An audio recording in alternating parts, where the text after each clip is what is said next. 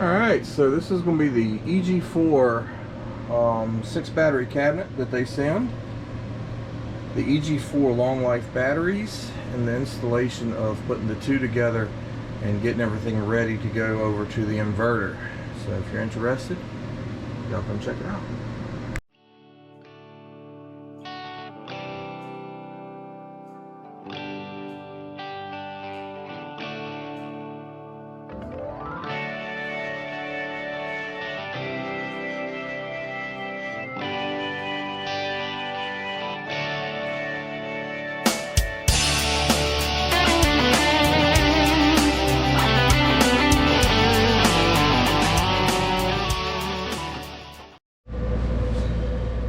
Alright, so they've got these cabinets made where your batteries just slide right in.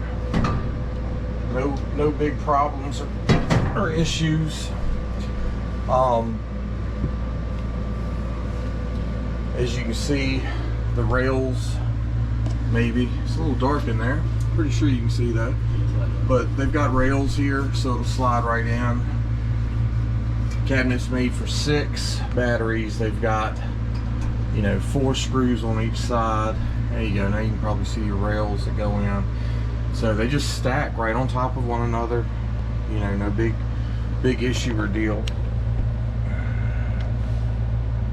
So the handles on the EG4 LLs will fold over to the side, which makes things a lot easier, especially if you're putting them in the rack. So you can get to what you need to get to without much of a problem.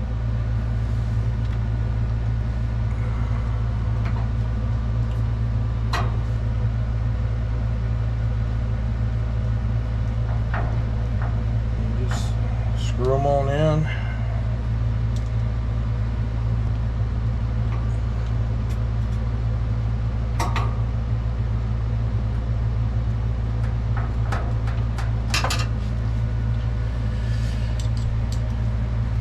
Two on each side.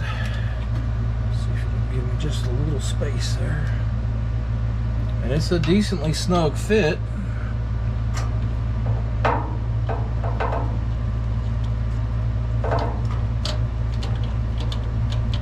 So I'll bring you back once I'm done tightening them down.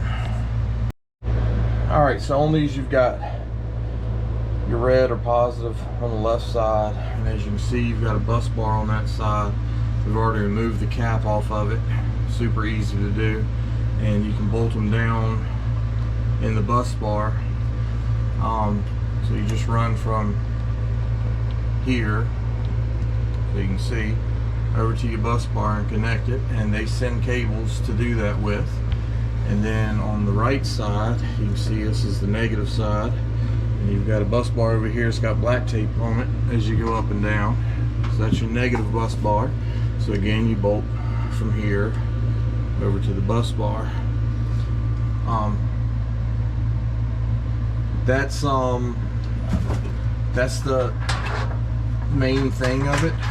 There is little plastic caps that are over top of the positive terminals. They snap right back on.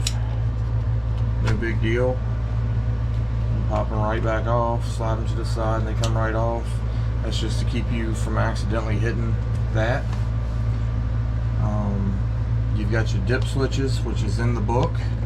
It tells you how to do it from your master all the way up. So your dip switches, you have to figure out what's going to be your primary and what's going to be your secondary. I believe the book tells you to start your primary at the top. I don't know that really matters.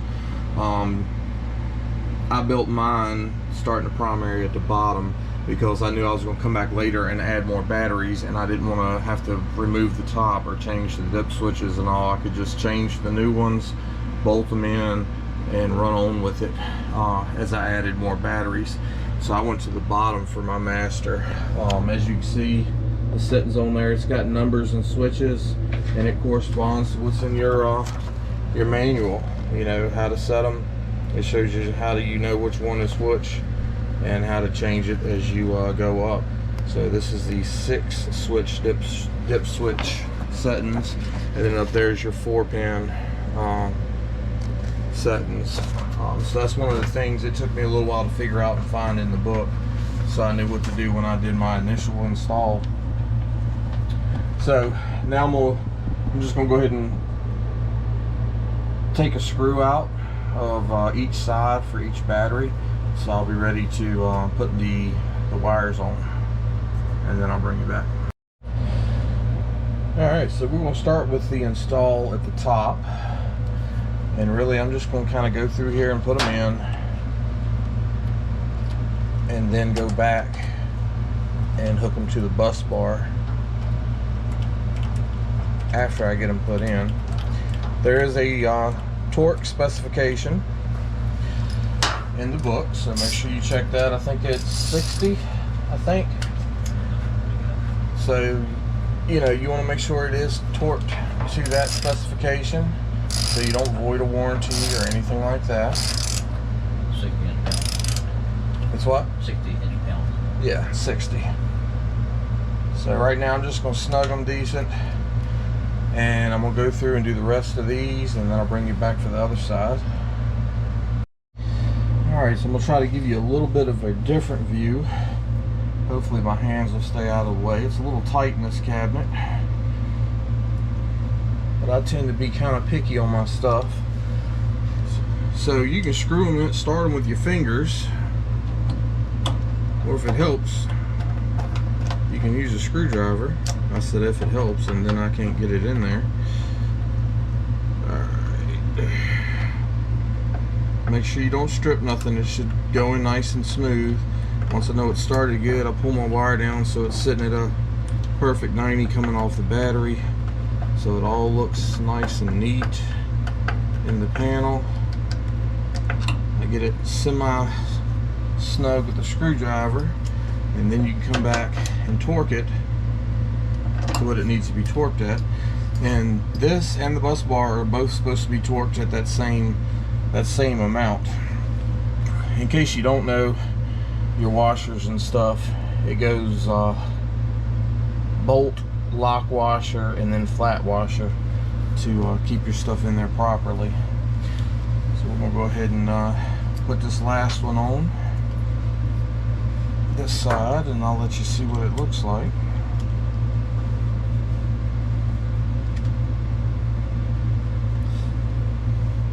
Maybe.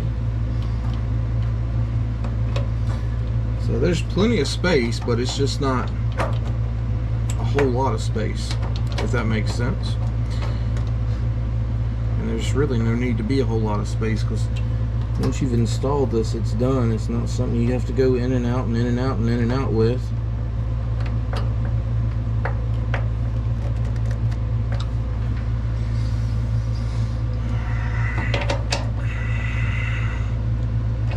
Come back and put a torque wrench on those later. So being that we are over on this side, I've went ahead and removed the ones that we're going to do here. So you could come in from the bottom down here up to whatever you want for your bottom one.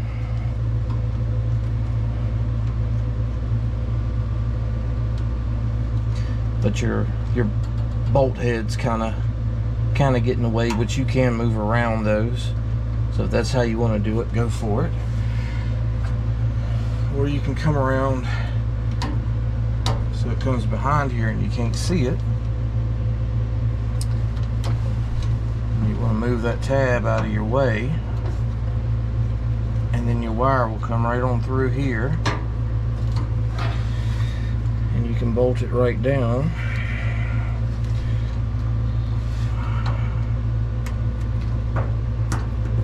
Again, you're fighting the wire in kind of limited space.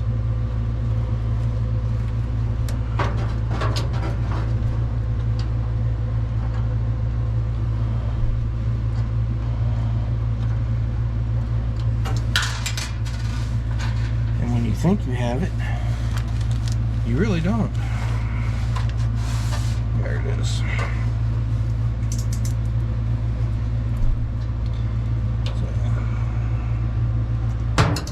is in the way now, but it's probably the only way.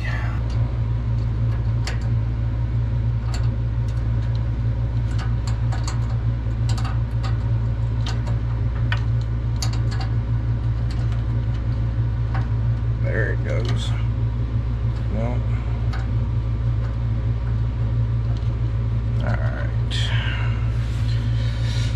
Like I said, they're a little difficult, so again, I kind of like mine at that perfect 90. As long as it's not straining any wire anywhere or anything like that. Okay.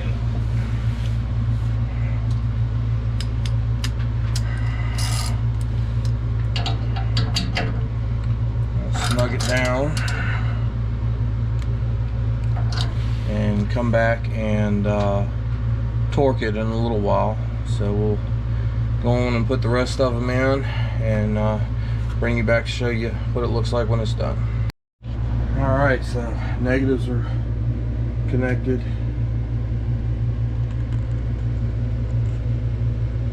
And they're also connected on the bus bar.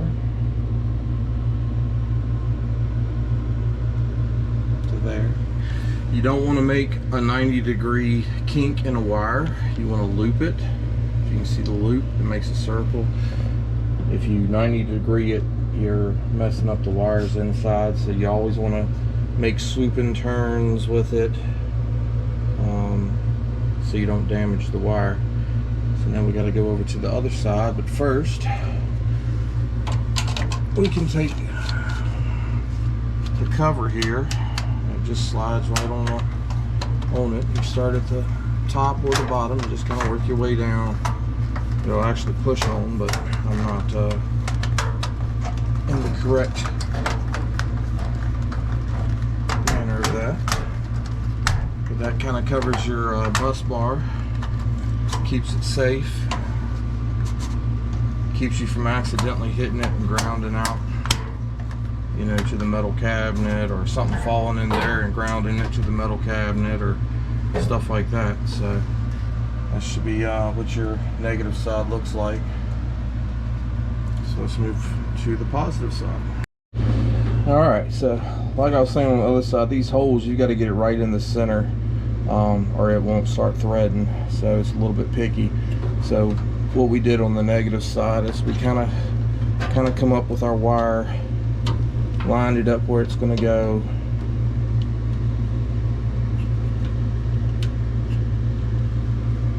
That way. No. Took out the plastic piece there.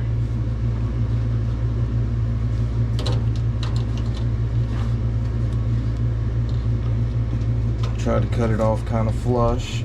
Make sure we didn't clip the other wire. That way it's out of the way. And then we come on up with the wire, run it through there, got it close to where it needed to go. And as you do these, if you've got room where you can grab that wire on the outside and kind of guide it, it helps, so you don't have to fight so much trying to turn the bolt and all.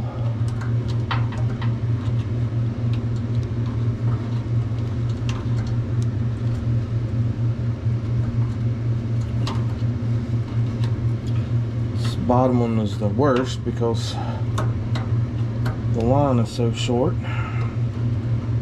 where the others you can make loops with and you have plenty of free room. So I'm showing you all the hardest ones. And of course, before you start working on any type of electrical equipment, always make sure everything is turned off. Check it with a meter.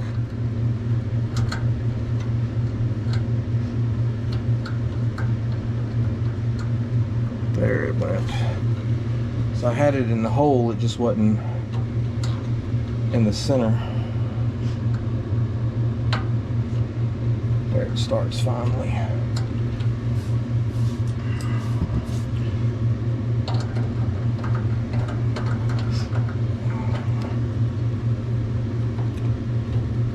Again, I make mine look good, so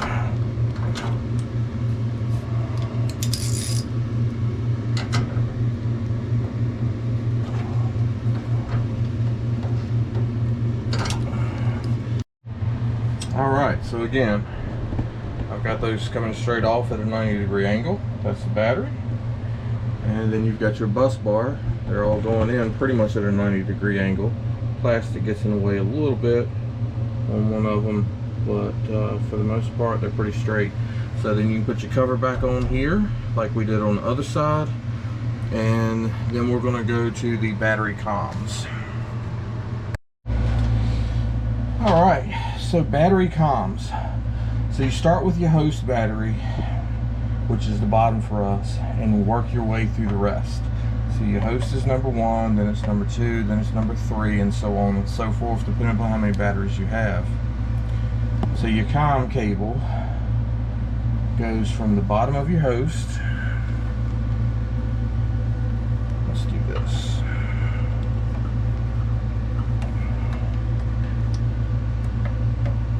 And it just slides right in until it clips, and it comes up here and goes to the top of the next battery, just like that. And each battery goes that way. You go from the bottom of the battery that you're on to the top of the other one, or the top port, not the top. And you continue on that way. So I'm gonna try to show you all the rest of it, just not quite as close. So we connected our host to the top of the second. So then we're going to connect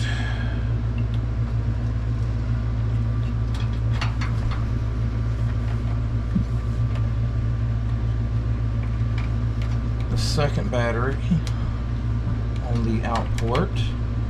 Again, it's not a lot of room in here to move. Alright, and it's going to come up here to the top of the last battery, because we only have 3. So now they're all connected in there. And I also like to make sure there's no extra pull or twist on those where they're plugged in. They're kind of nice and straight, like they should be. And then it looks just like this. So remember, the way they tell you to install your batteries, your host is on the top, and then the rest of them are below it. So if you install that way, when you come off your host, you come off your bottom connection to your top connection, and then bottom connection to top connection. But we did it the other way because our host is at the bottom. This is number 2, and that's number 3. That way, later, when we get more batteries, we just put them in, hook them up, and keep rolling. Then you could put them in the top and come down if you wanted to, but to me it'd make it a little top heavy, and you probably wouldn't want to do that. So your actual communication back to your inverter comes from here, and there's 2 ports. You got a CAN and a RS485. I'm not sure which one it comes from yet, but that will be in a later video when it's time to hook this up to that. This is just basically the installation of your batteries, and just a little tip for firing them up. You fire up your host first, you wait about 5-10 seconds, fire up your next one, 5-10 seconds, and fire up your next one. That gives them time to say, hey, I'm the host, because you cut him on first, so he or she will know that it is the host battery because it was turned on first, and it has its communications up before the others do, and then it automatically slaves basically the others behind it, and then they start communicating back and forth.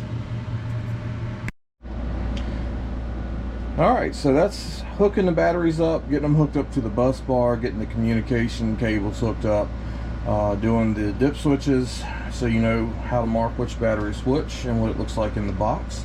So keep your extra stuff in your panel here, because if you get another battery, you're going to want that cable. And don't forget to put your little caps back over your positive side there, just for safety reasons on all of them. And basically that's it. Next you'll have to hang the inverter, and then you'll have to run your power from here, from the bus bars, over to the inverter along with the communication cable. So y'all stick around, hit that subscribe button, and we'll show you the next step when we get it done.